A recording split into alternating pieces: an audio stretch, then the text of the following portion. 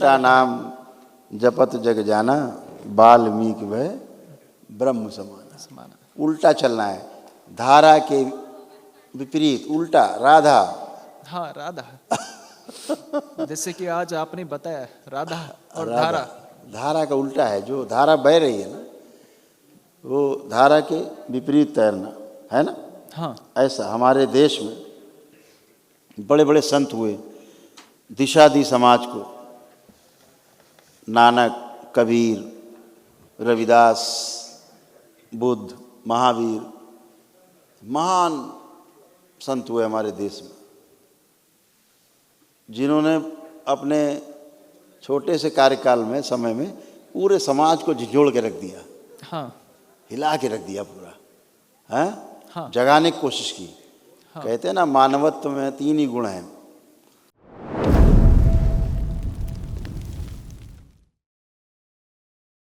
हरिओम स्वामी जी। खुश रहिए बेटा, प्रसन्न रहिए, मस्त रहिए, खूब स्वस्थ रहिए। आप कैसे हैं? मैं हमेशा आनंद में। स्वामी जी, हमें थोड़ा जिज्ञासा था, आपसे हमें थोड़ा विचार विमर्श करना था आध्यात्मिक मार्ग पर। क्योंकि आप जिस परंपरा से आते हैं, हम भी उसी परंपरा से जुड़ चुके हैं लगभग। तो हमारा जो विषय ये था कि जो साधना का उच्चतम स्तर है, अर्थात एक बिंदु धारण होता है, उसके पश्चात जो बिंदु धारण होता है उसके पश्चात मुक्ति होता है या फिर पुनः आवागमन होता है? मुक्ति इतनी आसान नहीं है। मुक्ति पथ पे चल पाते हैं, है ना। मुक्ति के लिए तो जिधर से हम टूट के आए हैं वो अलग अलग आयाम हैं। हाँ। उसमें एक आयाम ये पृथ्वी भी है, सृष्टि भी है, ब्रह्मांड भी है। इसके बाद दूसरा आयाम है, फिर तीसरा आयाम है। सब तोड़ते हुए कई हजार वर्षों का हाँ की यात्रा है मुक्ति की। हाँ, बिंदु धारण। साधारण रूप से अभी ये कह सकते हैं कि जन्म मरण के बंधन से मुक्ति हो जाती है, जो पहली सीढ़ी है। हाँ हाँ, बिना जन्म मरण के बंधन से मुक्ति हुए आगे की गति, आगे की यात्रा मुक्ति की नहीं होती। मुक्ति तो कई प्रकार की है, लेकिन अगर मुक्ति की बात करें जिसके लिए हम सोच के करते हैं मोक्ष, तो इस संसार में जिसे मर्त्य लोक हम कह रहे हैं, यहाँ पर मोक्ष का अर्थ है दुखों से मुक्ति।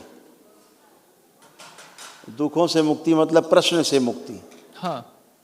प्रश्नों से मुक्ति हो जाए, दुखों से मुक्ति हो जाए, समस्या से मुक्ति हो जाए, तो उसे समाधान बोलते हैं। समाधानित व्यक्ति अर्थात जो समाधि प्राप्त है, जो समाधि प्राप्त व्यक्ति है वो इच्छा विचार आशाओं से मुक्त है। और ऐसा व्यक्ति जो इच्छा विचार आशाओं से मुक्त है वो समाधानित है और समाधि प्राप्त है, वो समाधिस्थ है। लेकिन यात्रा यहाँ ये पड़ाव है, यात्रा का लक्ष्य नहीं है। हाँ, ये पड़ाव है, ये पड़ाव है, लक्ष्य नहीं है। हाँ, समाधिस्थ होना एक पड़ाव है। और उस पड़ाव को पार करना, ऐसा कई बार करना पड़ेगा। तमाम पड़ाव आएंगे, इस शरीर यात्रा के दौरान भी आएंगे, जब शरीर नहीं रहेगा उसके बाद भी यात्रा जारी रहती है। हाँ? सूक्ष्म स्थूल। हाँ, सूक्ष्म स्थूल में, उसके बाद फिर एकदम सूक्ष्म में, फिर एकदम कारण में, महाकारण में, ऐसे यात्रा। हाँ, दीर्घ समय तक उल्टा नाम जपत जग जाना, वाल्मीकि भय ब्रह्म समाना। उल्टा चलना है, धारा के विपरीत उल्टा। राधा, हाँ राधा। जैसे कि आज आपने बताया राधा और धारा। धारा का उल्टा है, जो धारा बह रही है ना, वो धारा के विपरीत तैरना है ना। हाँ। ऐसा हमारे देश में बड़े बड़े संत हुए, दिशा दी समाज को। नानक, कबीर, रविदास, बुद्ध, महावीर, महान संत हुए हमारे देश में, जिन्होंने अपने छोटे से कार्यकाल में, समय में, पूरे समाज को झिझोड़ के रख दिया, हाँ हिला के रख दिया पूरा, हैं? हाँ जगाने की कोशिश की। हाँ कहते हैं ना, मानवत्व में 3 ही गुण हैं। पहला कि सोते हुए को जगाना। हाँ अभी तो सो रहे हैं और पता ही नहीं, शरीर के रूप में ही जी रहे हैं अभी, हाँ अपने को शरीर मान के जी रहे हैं, यही नहीं पता कि हम शरीर के साथ जीवन भी है। हाँ तो सोए को जगाना, जो भूला हुआ है जो बल, जैसे हनुमान जी का बल जगा के बताया जामवंत जी ने, सब लोगों ने, कि भाई तुम तो पराक्रमी हो, तुम तो एक छलांग में लंका जा सकते हो। हाँ तो भूले को याद कराना, याद दिलाना कि तुम्हारे पास तो मनुष्य शरीर है, और मनुष्य शरीर में तुम्हारे जो जीवन है उसमें क्षमताएं, योग्यताएं और पात्रताएं हैं ही, विकसित करना है केवल। तो भूले हुए को याद दिला देना, जो नहीं समझ पा रहा उसको अपना समझा हुआ समझा देना, यही 3 गुण हैं। तो ऐसे करके आदमी जो समझता है आगे समझाता रहता है, और ऐसे ही धीरे धीरे धीरे धीरे सृष्टि के नियम पालन करता रहता है। हाँ, हाँ तो सब अच्छा ही होगा। इसी क्रम में हो सकता है आप भी यहाँ आए हो। एक बार जरा आंखें बंद करो तो मैं जरा कुछ करना चाहता हूँ आपके लिए। नहीं स्वामी जी, हमें एक पर्सन था जो हमारा जो पूर्व आश्रम है, अर्थात जो पूर्व गुरु है, हम उनकी शरणागति में रहना चाहते हैं। नहीं नहीं, हम कुछ और कह रहे हैं। अच्छा वो आप कहीं रहें, हम कुछ करना चाहते हैं। आपकी एक स्मृति है जो आपको पूरी बात को ठीक से सुनने नहीं देती। अच्छा, आपकी एक स्मृति है जो आपको बात को ठीक से पूरी तरह समझने नहीं देती है। हाँ। उसको हटाना चाह रहे हैं ताकि आप समझ सकें ठीक से। आंखें बंद करें। ओम। आंखें बंद, सूक्ष्म रूप से खोल दिए जाए इनकी जड़। जो भी इनकी वो स्मृति जो इनको बात को ठीक से सुनने नहीं देती पूरा, और सुन करके पूरा समझने नहीं देती, वो स्मृति नष्ट कर दीजिए।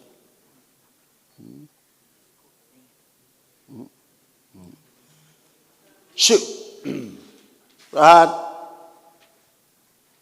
नष्ट कर दिया स्मृति, उसके स्थान पे समझने वाली स्मृति आकर दिया, शुद्ध कर दिया। 3 बार बोलो बेटा, ओम नमः शिवाय, ओम नमः शिवाय, ओम नमः शिवाय, ओम नमः शिवाय। बढ़िया। अब पूछिए क्या पूछ रहे थे। अब आप पूछ सकते हैं। अब मेरी बात आपके अंदर तक जाएगी पूरा। हाँ स्वामी जी, आप कौन से आयाम तक पहुंचे हैं? हमारा प्रश्न यही है आपसे। अभी तो हमें आयाम का ही नहीं पता किधर है, परंतु आपने अभी उत्तर दिया है आयाम का। हमें उस आयाम के बारे में पूछना है जो पूज्य गुरुदेव पहुंचे हैं और आपको स्मरण कराया है, स्मृति दिया है।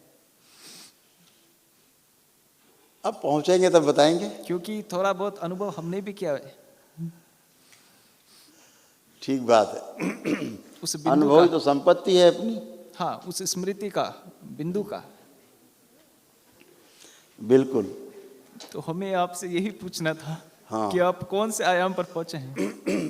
हर चीज के पीछे एक प्रयोजन होता है। हाँ, प्रयोजन। बिना प्रयोजन के इस सृष्टि में तिनका भी नहीं पैदा होता। हाँ। और न मरता है।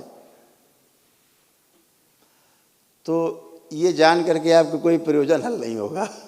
परंतु हम प्रेरित होंगे, प्रेरित होंगे हम। अब प्रेरणा इस स्तर पे हो सकती है कि ठीक है, दिख रहा है कि कुछ हो रहा है यहाँ पे। हाँ। बाबा मौजूद हैं। हाँ। पूर्ण गुरु के रूप में, उनका प्रकाश है, उनकी तपस्या का, उसी में हम भी लाइटेंट दिख रहे हैं आपको कि भाई बड़ा प्रकाशित है। हाँ। इसीलिए हम भी प्रकाश में दिख रहे हैं, आप भी प्रकाश में दिख रहे हैं। तो बाबा की जो लाइट है ना, वो उसी में सब प्रकाशित है। हाँ, उन्हीं का। उन्हें हम कह सकते हैं कि महाकारण जगत में है। हाँ, हम उन्हें कह सकते हैं। हाँ, पूज्य गुरु जी हैं, है ना, तभी तो हम लोग मजे ले रहे हैं। हाँ, तभी तो उनका जो एक प्रकार का संपत्ति था, हाँ, उसका उपयोग कर पा तो रहे हैं। ऐसे हो जाता है। हम बताते हैं भ्रम क्यों होता है हमको देख के। गुरु क्या करता है ना, गुरु चुंबक है। हाँ। बहुत बड़ा चुंबक है, बहुत पावर है। और शिष्य है ना, लोहे की तरह चिपका लेता है छाती से लोहे को। और लोहे को थोड़ी देर बाद अलग करो तो वो दूसरे लोहे को चिपकाने के गुण आ जाते हैं उसमें। हाँ। ये गुरु के प्रभाव से आते हैं। ऐसे ही मान लो कि थोड़े बहुत गुण दिख रहे होंगे हमें भी, उनके हृदय में चिपके रहने के कारण। नहीं, वो तो उनका स्नेह और पूर्ण आशीर्वाद है आप पर। हाँ, सब पर है, क्योंकि उनके अंदर कोई भेदभाव नहीं है, हाँ सब पर है। जैसे परिवार में मुखिया होता है कोई, तो वो अपने घर परिवार में किसी न किसी एक को समझ के रखता है कि हमारी जगह ठीक काम कर पाएगा, अगर हम नहीं होंगे यहाँ पे तो कर पाएगा। तो उसके प्रति कुछ विशेष स्नेह हो जाता है कि काम करना है, इसलिए व्यवस्था के रूप में देखा जाए स्नेह इस वजह से है कि व्यवस्था ठीक से चल पाए। हाँ इस रूप में स्नेह है, वो कोई उसके रूप में नहीं है कि पक्षपात है, उस रूप में नहीं है। व्यवस्था बनी रहे, व्यवस्था बढ़ी रहे, बढ़ती रहे, चलती रहे, इस रूप में तो हम लोग कर पा रहे हैं सब मिलके। परंतु जो भी आप कर रहे हैं बहुत अच्छा कर रहे हैं। अच्छा है, क्योंकि ये बात सबके समझ में आने लग जाए धीरे धीरे, क्योंकि तो बड़ा काम कर सकते हैं सब लोग मिलकर। हाँ, मिलकर सब काम कर सकते हैं, संत समाज और बिल्कुल। आध्यात्मिक मार्ग से जुड़े हुए व्यक्ति। बिल्कुल। थोड़ा दृष्टि का भेद है, बस दृष्टि का भेद संप्रदाय में, या वैष्णव है, शाक्त है, शैव, वैष्णव है, शैव है, वो सब एक ही है, लक्ष्य एक है, लक्ष्य एक है। लक्ष्य। हाँ, मार्ग भिन्न हो सकता है परंतु लक्ष्य हम सबका एक ही है, लक्ष्य। और हम एक ही स्थान पर मिलते हैं अंतिम में, उस बिंदु में। परंतु बिल्कुल। उस चीज को हम समझ पाए, वो हमारी दृष्टि का बोध है, भेद है बस। हाँ, ठीक बात है, उसमें रूढ़िवादिता ना हो करके एक भाव अगर पक्का हो जाए कि हम सब एक ही लक्ष्य की ओर बढ़ रहे हैं, तो फिर व्यतिक्रम नहीं रहता है, फिर एक दूसरे को सहयोग के भाव से चलते हैं। हाँ, सहयोग, सर्वप्रथम सहयोग होना चाहिए, सहयोग। त्याग के मार्ग पर, क्योंकि संन्यास के मार्ग जितने ऋषि मुनि हुए, जितने साधक हुए, सन्यासी हुए, उन सभी लोग, हाँ, सहयोग होना चाहिए, त्याग के मार्ग पर, संन्यास के मार्ग पर, आध्यात्मिक मार्ग पर। बिल्कुल। चलिए, मुलाकात होगी, वार्ता होगी। हाँ ठीक है, खूब खुश रहिए, स्वागत है आपका दरबार में, खुश रहिए, हरिओम। प्रसन्न रहिए। हरिओम, हरिओम।